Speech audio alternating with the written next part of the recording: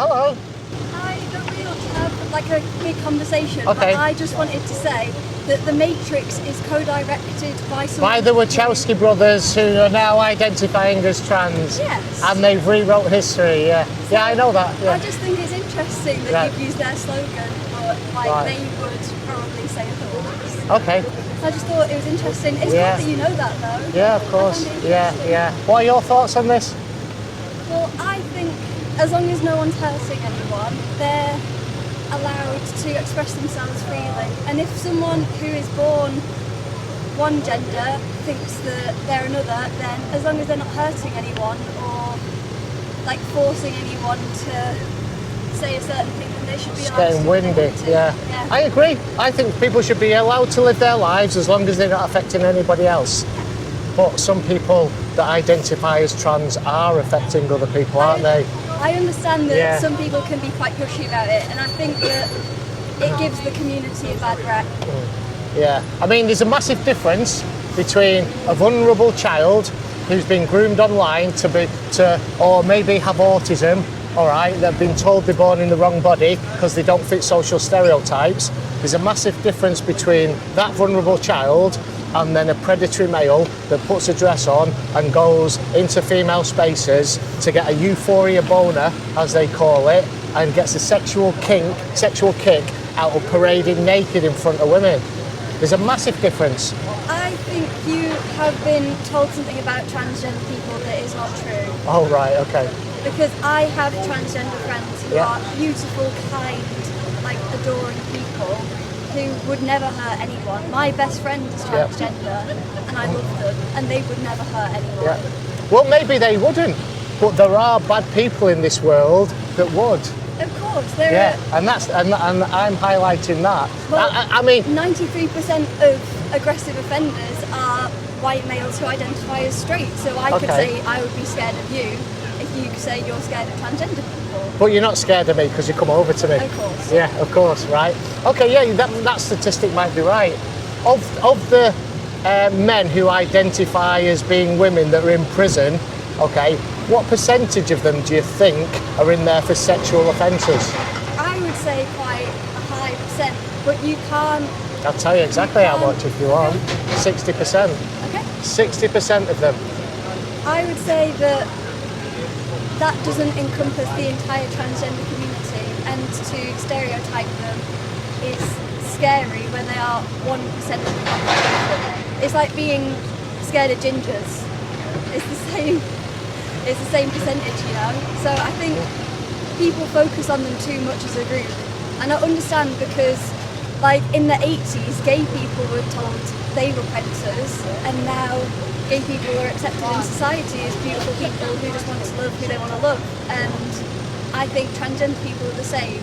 Well, and what- it's just a shame that men who claim they are transgender and might not have the psychology that's scientifically proven, that some people have that thing in their brain that's based on societal norms. Like, gender and sex are different, and gender is part What's of... the difference between gender and sex? Sex is biology and Yeah. gender is societal, like, expectations of what that biology should be, and some people just don't fit into that. Right.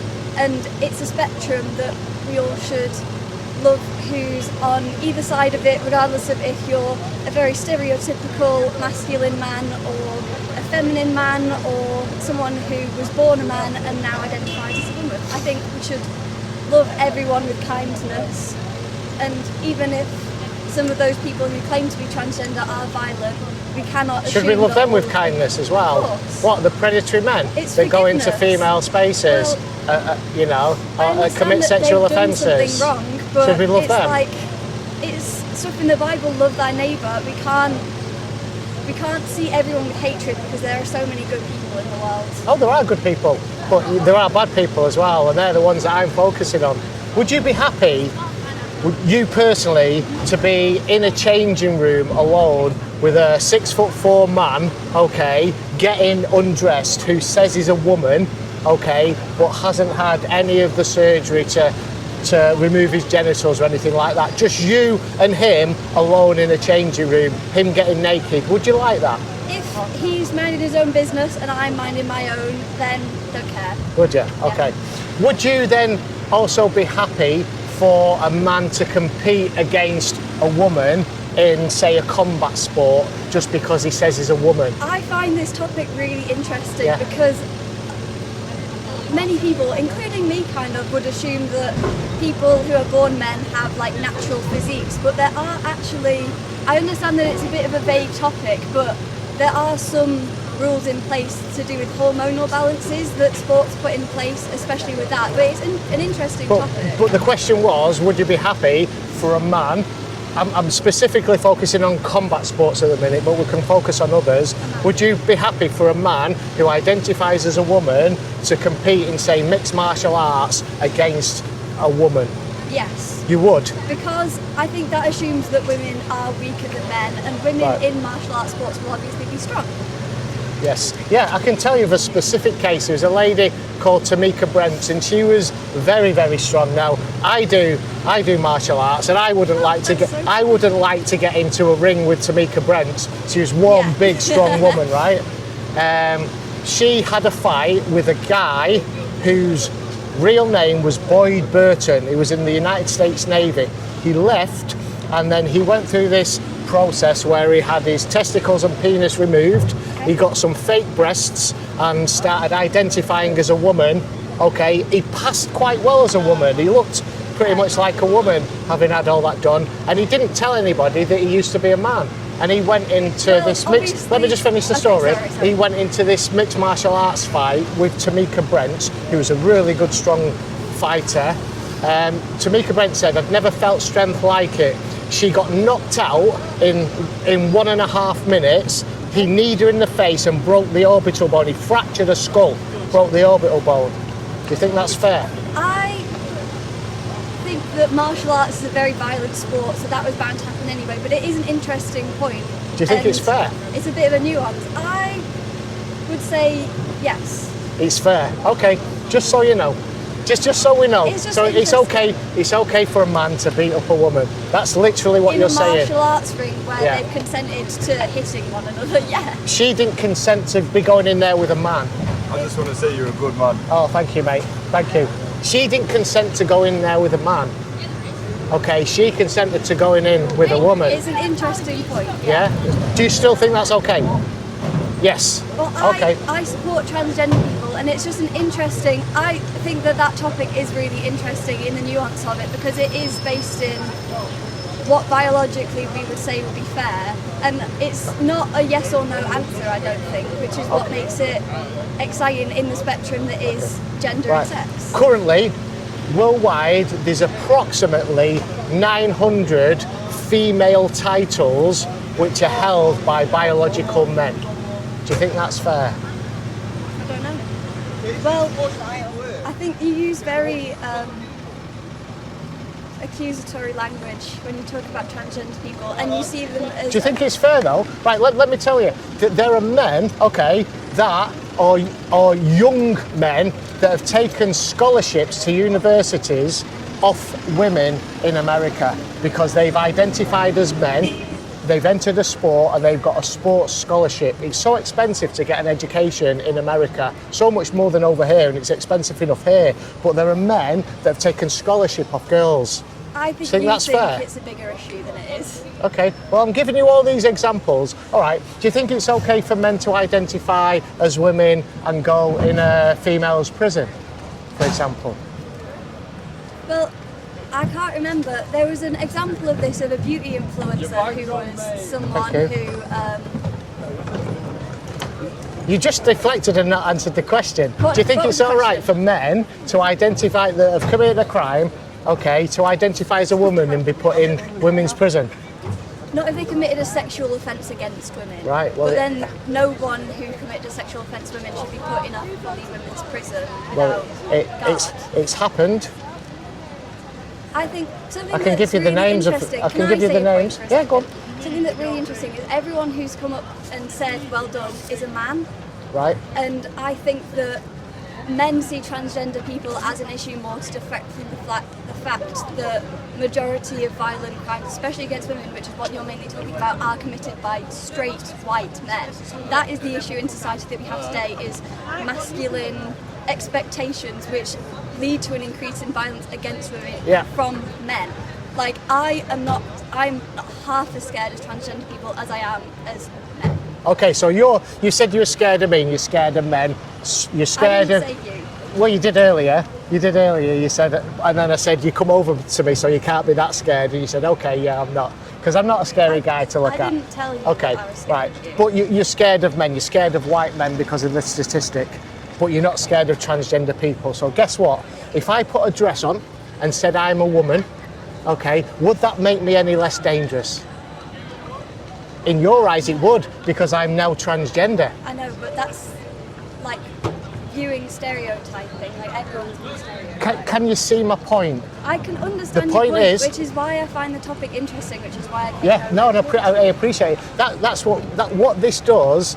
The trans issue gives the worst people, you know, the worst predatory men, the ones that you're talking about. It gives them a golden ticket to the chocolate factory. It gives them, if we allow and open up female spaces to anybody that identifies as a man, all right, then that just opens the door to the worst kind of people.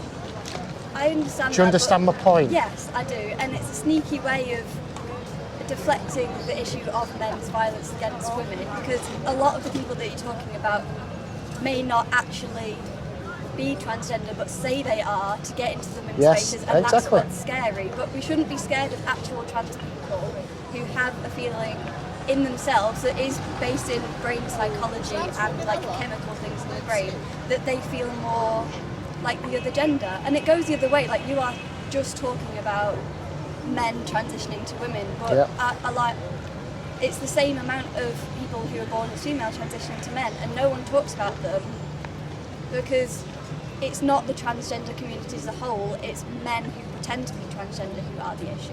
Yeah, well, I'll give you that, but there's also another issue as well. The other issue is telling kids that they've been born wrong because they don't fit social stereotypes. Are you for it or against it? Pardon? What I'm doing is I'm trying to raise awareness of the harms of gender ideology. That's what I do. I think You this. record it? Yes. Where's it going? Pardon? I've got different social media channels. I'm a child, so can I not be put on them? Pardon? I'm a child, so can I not be How put old on are you? them? 16. You're 16. I didn't realise you was that young. All right, I won't put your face on. I'll blur you out. Can you just not? I'm gonna put this conversation on, okay, because it's really important. You've made some really good points, but nobody will be able to recognise you. I'll promise you that. I'll promise you that. Can I just get a picture? Yeah, of course. Yeah. I watched it yesterday. That guy was going mad, wasn't he? Yeah. Yesterday. Yeah. I get attacked quite often Throwing doing himself this. You up see. people, wasn't it? Well, there's a couple. Trans women are a bit. Yeah, lad. I agree that. Cheers. It's not so Me and my dad watch you all the time. Oh, cheers. Thank you. Thank you. yeah. No, I really do appreciate it, and you won't be recognisable. Yeah, 100%. And I appreciate you coming over and talking. I think it's interesting because it's such a small percentage of the population that so many people are scared of, and I understand that it's become such a focus in like modern media and stuff like that. But I think that trans people are beautiful people, and people might be violent and identify as transgender, but that doesn't mean that they're scary as a whole. Okay. Do you think that children are beautiful just the way they were born? So why would you then say to a child, I believe that too, but why would you say to a child then, that say a young girl that didn't want to play with dolls and climb trees and kick a football, why would you say to them, you were born in the wrong body and you need to take puberty blockers and cross-sex hormones? No trans people would push that onto someone. If someone is saying that, they are not an ally to the trans community. Do you agree with it? Okay, so it has and does happen.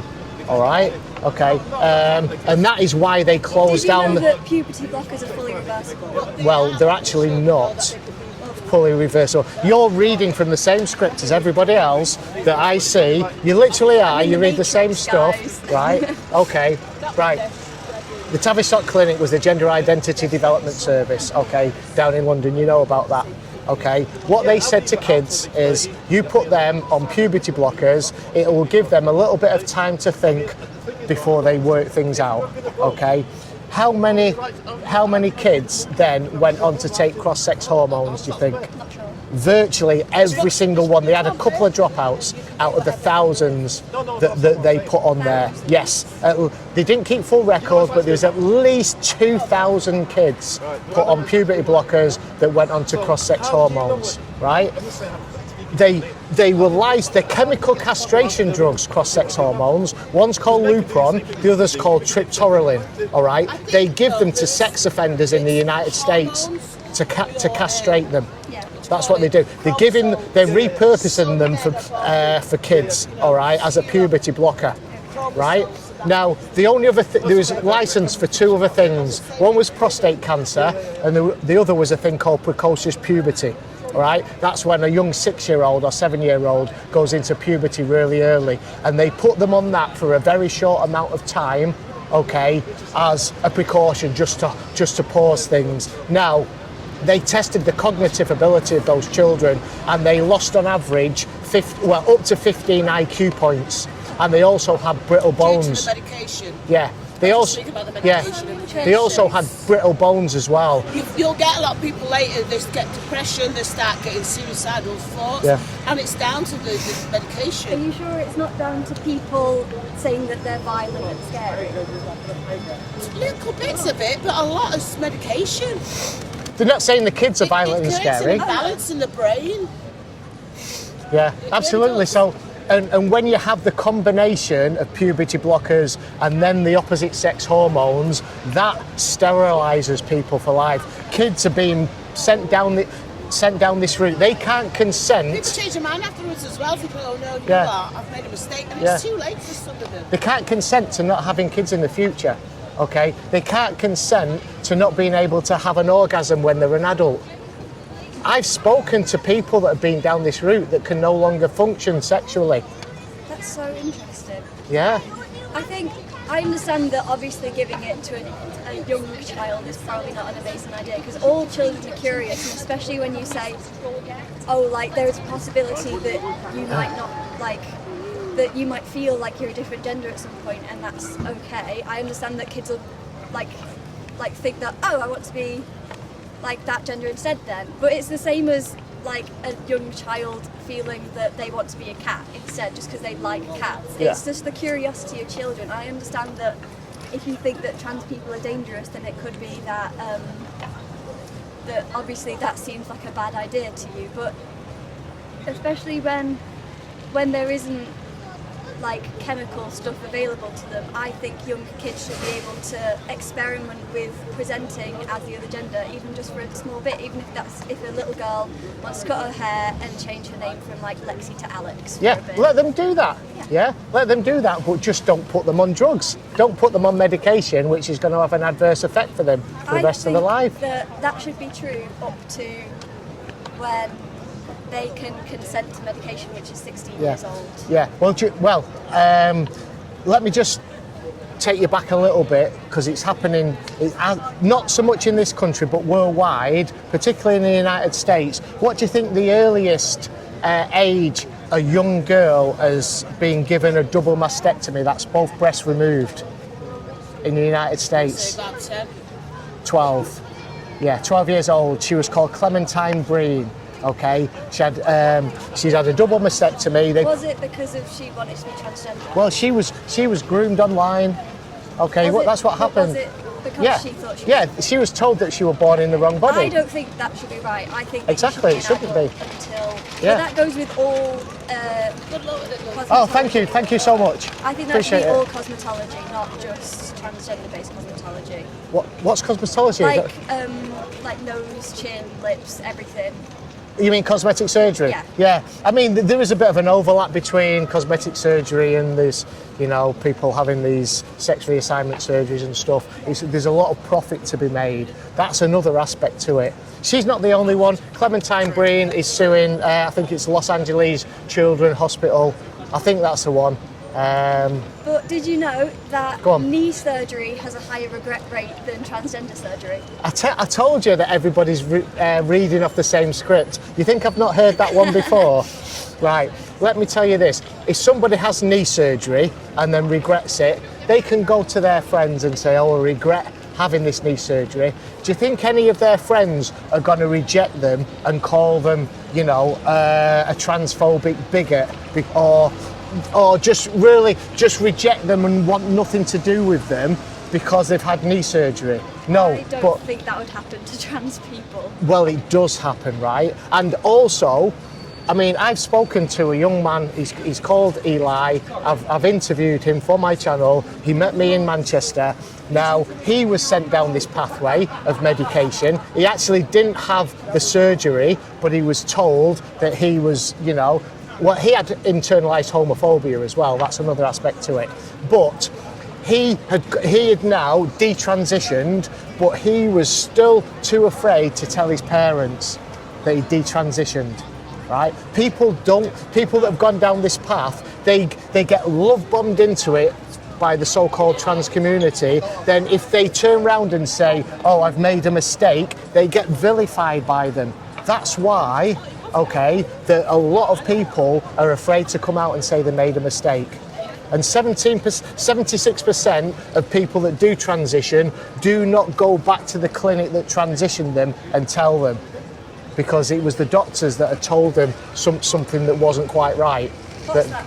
76%. Of people who regret the surgery? No, 76% of people who detransition do not go back and tell the clinic. You can get all these two websites you can get the information from. One's called statsforgender.org and the other one is called segm.org. That's Society for Evidence-Based Gender Messaging.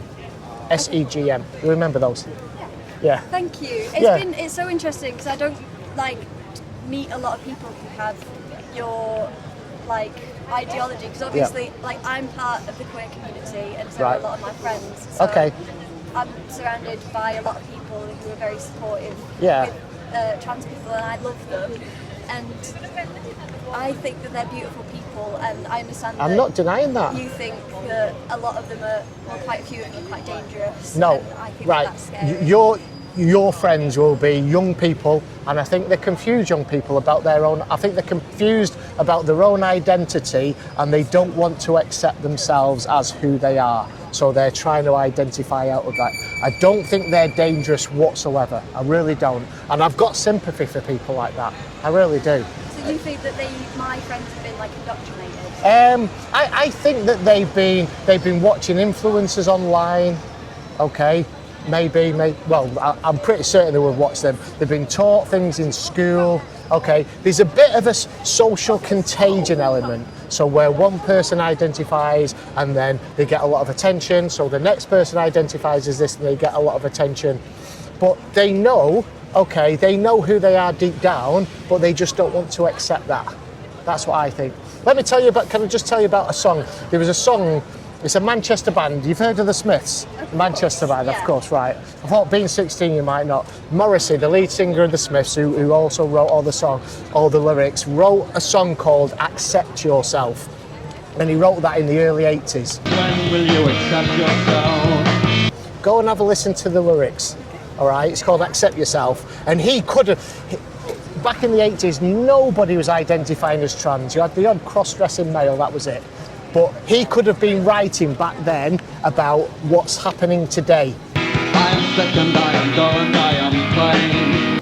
But it's just that people used to identify something a little bit different. It's just that trans is the trendy topic at the moment for some kids, and they're identifying as such. I think it's a beautiful way to explore and express yourself, and it doesn't necessarily have to do any sort of chemical or physical thing with yourself, but just to think in your head, this is what I feel I am, my nuance and my individuality, and I think that's what's exciting. Most of them will grow out of it. Okay. Trust me.